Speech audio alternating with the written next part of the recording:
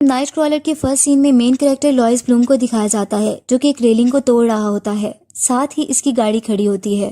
थोड़ी देर में वहाँ एक सिक्योरिटी गार्ड पहुंच जाता है और इसके यहाँ खड़े होने की वजह पूछता है और उसको आईडी कार्ड दिखाने का भी बोलता है। लॉइस आईडी कार्ड दिखाते हुए उस सिक्योरिटी गार्ड पर हमला कर देता है और उसकी रिस्ट वॉच को चोरी कर गाड़ी में निकल जाता है। फर्स्ट सीन में पता चलता है कि लॉइस एक चोर है। फिर लॉइस स्क्रैप यार्ड में जाता है ताकि चोरी की हुई चेन लिंक और कवर को बेच सके। वहाँ वो एक आदमी से मिलता है और इनकी आपस में इन चीजों की कीमत को लेकर बहस होती है। लॉइस इस आदमी को बताता है कि मुझे अपने करियर के लिए एक जॉब की जरूरत है ताकि मैं ग्रो अप कर सकूं और मैं बहुत मेहनती हूँ और मेरे बहुत बड़े गोल्स हैं। वो बताता है कि मैं अपने स्कूल में सेल्फ स्टीम मूवमेंट में बहुत मशहूर था और मेरा मानना ये है कि अगर आप एक लॉटरी का टिकट जीतना चाहते हैं तो आपको इतना पैसा कमाना चाहिए कि आप एक टिकट खरीद सकें। वो इस आदमी से जॉब मांगता है लेकिन वो आदमी से मना कर देता है। फिर लॉइस वजह पूछता है तो वो आदमी कहता है कि मैं एक चोर को जॉब नहीं दे सकता। ये सुनकर लॉइस ब्लूम वहाँ से अपनी गाड़ी में चला जाता है। रास्ते में वो पुलिस कार्स को देखता है और इसे हेल्प हेल्प की आवाज भी आ रही होती है।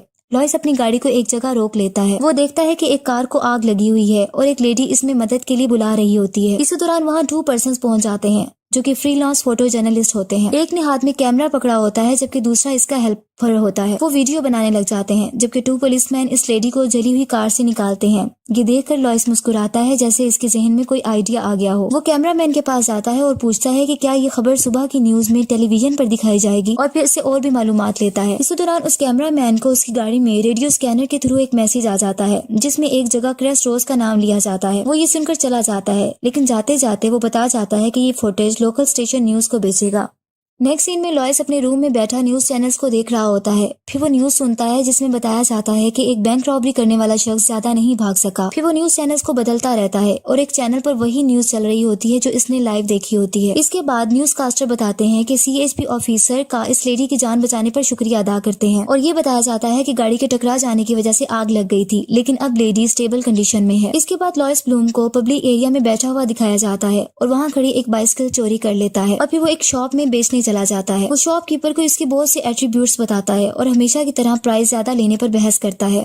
इसको फिर कहता है कि मुझे इसके बदले में कॉमकॉर्डर जो कि एक वीडियो कैमरा होता है और रेडियो पर स्कैनर चाहिए और आखिरकार हासिल कर लेता है। बाद में वो कॉमकॉर्डर और स्कैनर को अपनी गाड़ी में रख लेता है। फिर 2 नाकाम कोशिशों के बाद वो एक दिन रेडियो स्कैनर से मालूमात हासिल करता है और एक जगह पहुंच जाता है जहां पुलिस कार्स होती हैं। वहां जाकर कैमरा रिकॉर्डिंग शुरू कर देता है लेकिन पुलिस वाले इसे सख्ती से मना करते हैं और धमकी देते हैं कि अगर तुम नहीं रुकोगे तो तुम्हें गिरफ्तार कर लिया जाएगा। वहां एक लेडी को एक्सीडेंट की वजह से उसकी हेल्थ को रिस्टोर किया जा रहा होता है। लॉइस यकीन दिलाता है कि इसे फिल्म बनाने की इजाजत है लेकिन दूसरे कैमरामैन के साथ इसको भी हटा दिया जाता है। ये एक एक्सीडेंट होता है, ये एक कार जैकिंग होती है जिसे लॉइस ने रिकॉर्ड कर लिया होता है।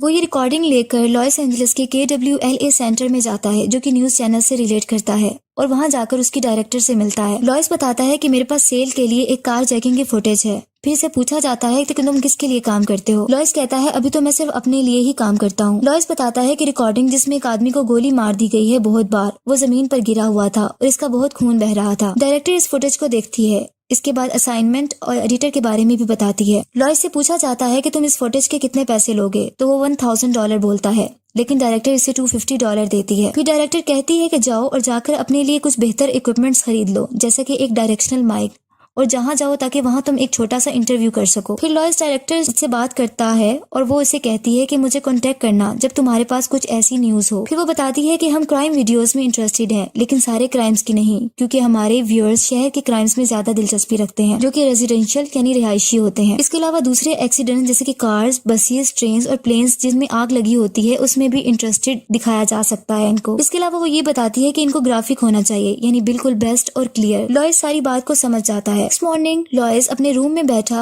KWLA 6 सेंटर की न्यूज देख रहा होता है और वही इसकी फुटेज वाली कार जैकिंग वाली न्यूज चला दी जाती है। इसके बाद फिर वो अपने कंप्यूटर पर काम करता है और पुलिस कोर्स लॉस एंजलिस को ढूंढता है जो कि पुलिस डिपार्टमेंट के होते हैं और अपनी नोटबुक में इन कोर्स और इंसिडेंट्स को कुछ लिखता है।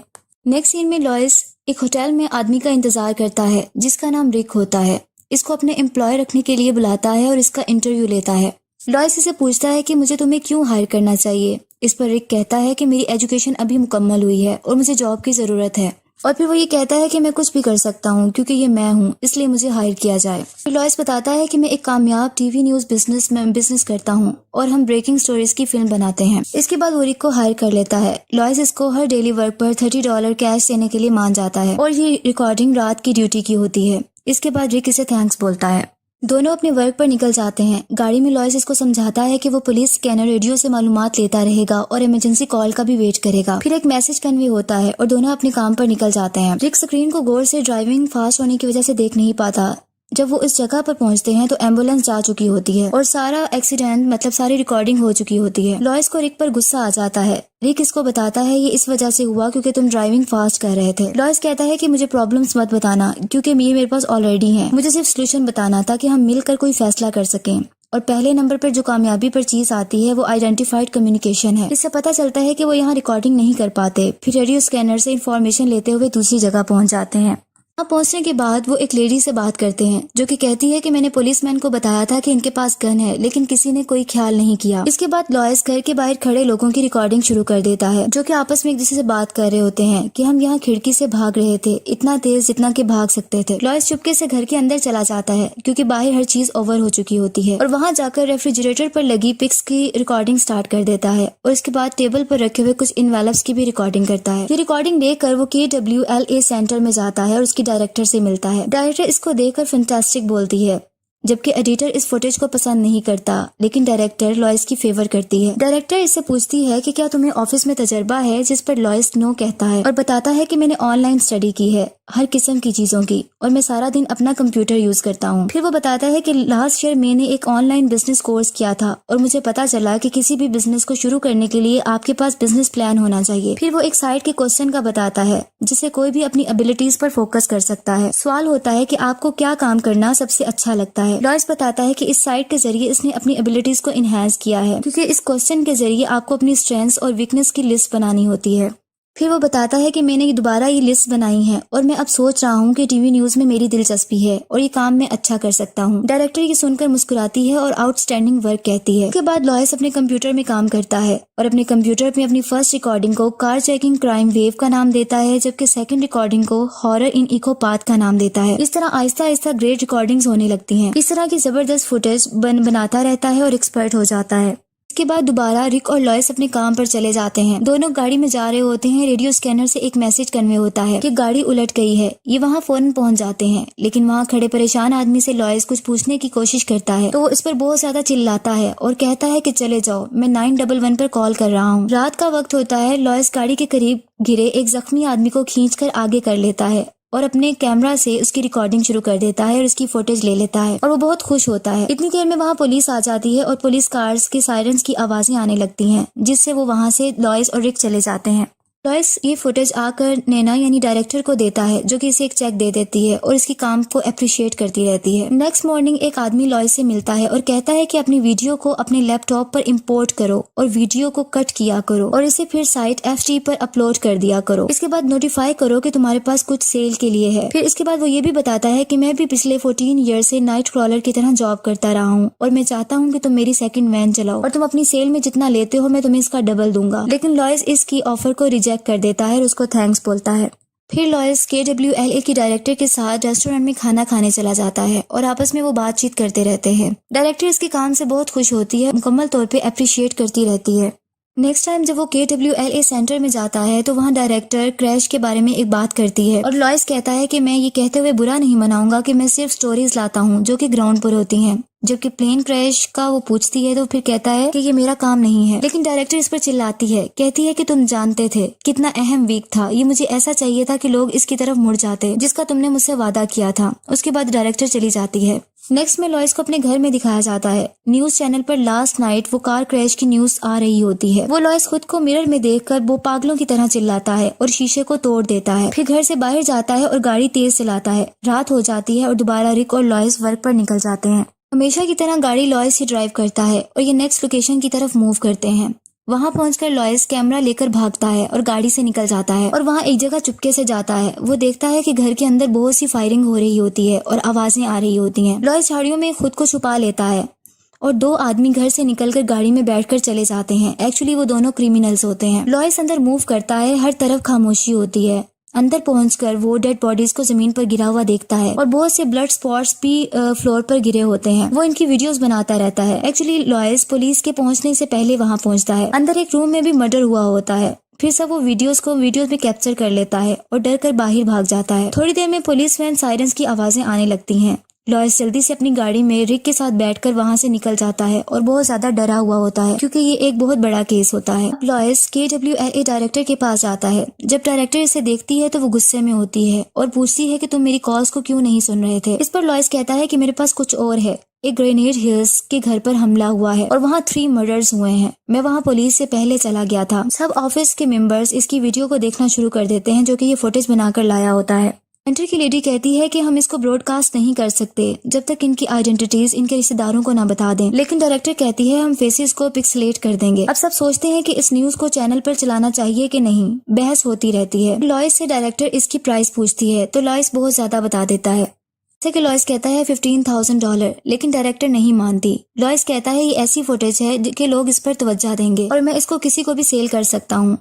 फिर वो पब्लिक क्रेडिट का भी मुतालबा करता है। लॉयस कहता है जो अमाउंट मैं कह रहा हूँ वो ज्यादा नहीं है और फिर बताता है कि मेरी कंपनी होगी तो इसका नाम वीडियो प्रोडक्शन न्यूज होगा। बहुत ज्यादा बहस के बाद डायरेक्टर मान जाती है और इसको पब्लिक क्रेडिट भी दे देती है। नेक्स्ट सीन में लॉयस अपने घर में बैठा होता है और न्यूज सुन रहा होता है कि दरवाजे पर कोई आ जाता है। जब वो देखता है तो बाहर एक लेडी डिटेक्टिव और बाहर एक मेल डिटेक्टिव खड़े होते हैं। वो अंदर आ जाते हैं और उससे इसकी आइडेंटिटी पूछते हैं, जिस पर वो बताता है कि मैं लॉयस ब्लूम हूँ। फिर उससे पूछा जाता है कि तुम लास्ट नाइट कहाँ थे और वो सारी बात बता देता है। एक्चुअली ये क्राइम सीन होता है। फिर वो बताता है कि मैं सिर्फ इन्फॉर्मेशन इकट्ठा करने गया था और मैं पुलिस के आने से पहले वहां मौजूद था। डिटेक्टिव्स इन्वेस्टिगेशन शुरू करते हैं जिस पर लॉयस बताता है कि मैंने 2 पर्सन्स को देखा है जो कि SUV में बैठकर घर से चले गए थे। डिटेक्टिव इस वीडियो फिल्म को मांगते हैं। इस पर वो क्रिमिनल्स के सीन जिसमें 2 क्रिमिनल्स होते हैं इसको कट कर चुका होता है, यानी इसने एडिटिंग कर दी होती है। वो वीडियो फिल्म्स इन्हें दे देता है। इसके बाद डिटेक्टिव चले जाते हैं। लॉयस सारी बात रिक को बताता है और ये बताता है कि मेरे पास क्रिमिनल्स का नाम और एड्रेस है। अब हम वहां जा रहे हैं। हम उस आदमी को तलाश करेंगे जिसने गाड़ी चलाई। मैं एक किलर को जानता हूँ और वक्त आने पर पुलिस को भी कॉल कर दूंगा। फिर रिक कहता है कि मैं अपना वर्क इस पर डिवोट करता हूँ। फिर लॉयस रिक को कहता है कि अपना मैं बिजनेस प्लान तुमसे शेयर नहीं करना चाहता था, लेकिन वो लम्हा आ गया है जो मुझे इजाजत दे सकता है कि कंपनी को मैंने नेक्स्ट लेवल तक कैसे फैलाना है। वो रिक की तारीफ करते हुए इसके जज्बे की और काम की भी तारीफ करता है और इसको एग्जीक्यूटिव वाइस प्रेसिडेंट बना देता है की डेली पे $75 नाइट वर्क में हो जाती है। रिक और लॉयस एक जगह पहुंचते हैं जहां वहां क्रिमिनल्स की गाड़ी खड़ी होती है। लॉयस बताता है कि इनको पकड़ने का रिवॉर्ड है जो कि $50,000 है। रिक ये सुनकर हैरान रह जाता है। लॉयस कहता है कि पुलिस को मौका देखकर बुलाऊंगा क्योंकि ये क्रिमिनल्स बहुत वायलेंट हैं। रिक और पैसों का मुतालबा करता है, लेकिन लॉयस इसे कहता है कि तुम्हारा रिवॉर्ड करियर बनाना है क्योंकि तुम्हें ये ग्रेट अपॉर्चुनिटी मिल रही है और ये कहता है कि तुमने ये काम करना है तो तुम सोच सकते हो। रिक कहता है मुझे इस अवार्ड की हाफ पेमेंट चाहिए। लॉयस ये सुनकर हैरान रह जाता है कि रिक इस अमाउंट तक कैसे पहुंच सकता है, लेकिन फिर एक हद तक मान जाता है। कुछ देर में एक क्रिमिनल बाहर आता है और गाड़ी में जाता है। लॉयस और रिक अपनी गाड़ी में इसका पीछा करते हैं। इसके बाद लॉयस पुलिस को कॉल करता है और बताता है कि मैं आपको इस मर्डर्स की लोकेशन का बताना चाहता हूँ जिसने ग्रेनेडा हिल्स में मर्डर्स किए हैं और वो 3 कत्ल थे, और बताता है कि चाइना टाउन एक्सप्रेस रेस्टोरेंट में ये दोनों किलर्स बैठे हुए हैं। ये भी बताता है कि इनके पास गन भी है। दोनों आदमी हिस्पैनिक्स हैं। फिर रेडियो स्कैनर से ये सारी इन्फॉर्मेशन डिलीवर होती है। अंदर रेस्टोरेंट के ऑलमोस्ट 6 पर्सन बैठे होते हैं। रिक बहुत डर जाता है कि अंदर ये लोग फायरिंग भी शुरू कर सकते हैं। अब लॉयस रिक को ऑर्डर देता है कि वो बाहर जाकर फिल्म शूटिंग करे और कहता है कि मैं जबकि वीडियो अपनी कार में बैठकर बनाऊंगा और जूम का इस्तेमाल करूंगा। रिक डर जाता है और कहता है कि मैं गाड़ी से बाहर नहीं जा रहा और मेरी इस जॉब की मुझे कोई फिक्र नहीं है, लेकिन रिक ना चाहते हुए कैमरा लेकर चला जाता है जो कि एक खतरनाक काम होता है। जबकि लॉयस अपने आप को महफूज कार में रखता है और वहाँ से जूम करके वीडियो बनाता रहता है उन 2 किलर्स की जो रेस्टोरेंट में बैठे होते हैं। थोड़ी देर में पुलिस कार वहाँ पहुँच जाती है। होटल के अंदर पुलिसमैन जाते हैं। कैमरा से रिकॉर्डिंग होती रहती है। उनमें से एक क्रिमिनल टेबल के नीचे गन छुपाए हुए होता है। लॉयस ये देखता है कि दूसरा पुलिस कार भी आ जाती है और दूसरा पुलिसमैन भी एंटर हो जाता है। रिक बहुत ज्यादा डर जाता है कि अचानक फायरिंग की आवाज आने लगती है और फायरिंग शुरू हो जाती है। एक पुलिस ऑफिसर को गोली लग जाती है और वो क्रिमिनल्स गाड़ी में बैठकर भाग जाते हैं। पुलिस मुसलसल इनके पीछे जाती रहती है और पुलिस की कार के पीछे लॉयस और रिक की गाड़ी होती है। ये एक ऐसी सिचुएशन होती है जिसमें किसी की भी जान जा सकती है। लॉयस रिक को वीडियो बनाने का कहता रहता है। बहुत बुरे तरीके से हाई स्पीड में कार्स चल रही होती हैं। क्रिमिनल्स अपनी गाड़ी को जोर से पुलिस कार में मार देते हैं जिससे पुलिस कार उलट जाती है और आखिरकार क्रिमिनल्स कार भी उलट जाती है। अब मुकम्मल खामोशी हो जाती है। ऐसा लगता है कि क्रिमिनल्स गाड़ी में मर गए हैं। लॉयस जाकर देखता है और रिक को कहता है कि ये क्रिमिनल डेड है। तुम आकर इसकी वीडियो बनाओ। रिक डर कर बाहर निकलता है और वीडियो बनाता है, लेकिन वो जैसे ही इसकी वीडियो बनाने लगता है ये समझकर कि क्रिमिनल डेड है, तो पता चलता है वो डेड नहीं है। वो अपनी गन रिक पर चला देता है और रिक जमीन पर गिर जाता है, जबकि लॉयस साइड पर होकर वीडियो सारी बनाता रहता है। फिर पुलिस कार आती है और इस क्रिमिनल पर फायरिंग करके उसे मार देती है। अब लॉयस रिक की तरफ बढ़ता है जो भी सांस ले रहा होता है और इसकी वीडियो बनाने लग जाता है। रिक मरते हुए कहता है कि तुमने इसको देखा था। इस पर लॉयस कहता है कि मैं अपनी कंपनी की कामयाबी के लिए किसी भी चीज को खतरे में नहीं डाल सकता और मैं एक ऐसे आदमी पर भरोसा नहीं कर सकता जो कि भरोसे के काबिल ना हो। इसके बाद रिक की डेथ हो जाती है और लॉयस इसका कैमरा लेकर चला जाता है। KWLA की डायरेक्टर को जाकर ये फुटेज दे देता है। इस ऑफिस में डिटेक्टिव्स पहुंच जाते हैं और बताते हैं कि ये मेजर केस है, और LAPD का भी बोलते हैं कि ये फुटेज इन स्क्रीन से हटा दो क्योंकि ये एक क्रिमिनल केस है। इसके बाद डिटेक्टिव थोड़ी गुस्से में आ जाती है और वो कहती है कि ये KWLA की प्रॉपर्टी है, लेकिन डिटेक्टिव ये भी कहती है कि मैंने ऑफिसर को हॉस्पिटल में पहुंचाया था और वो मरने के करीब था। और फिर ये बताती है कि 3 मर गए थे और 4 जख्मी हो गए और ये टेप गवाही है, यानी ये एक एविडेंस है, और ये फुटेज मांगती है।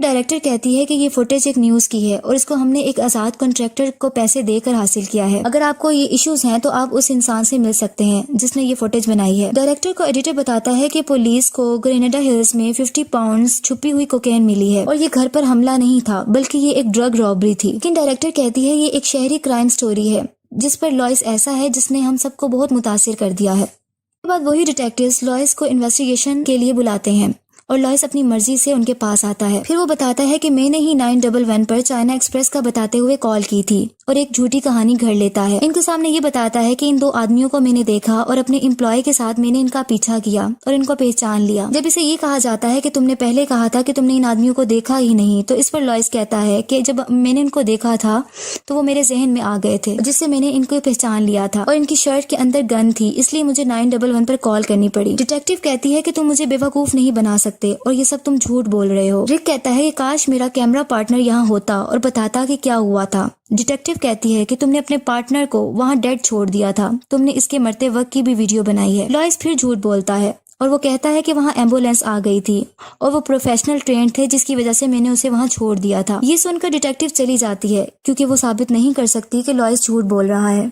लॉयस को छोड़ दिया जाता है और वो अपनी वीडियो प्रोडक्शन न्यूज के लिए एम्प्लॉयज रख लेता है और उनको कुछ इंस्ट्रक्शंस भी देता है, जैसा कि वो कहता है कि मैं तुम्हें वो नहीं कहूंगा जो मैं खुद नहीं कर सकता। इस तरह कुछ इंस्ट्रक्शंस लेने के बाद सब अपने काम पर चले जाते हैं। आखिर में पता चलता है कि लॉयस अपने बिजनेस को फैलाने के लिए एक टीम बना लेता है।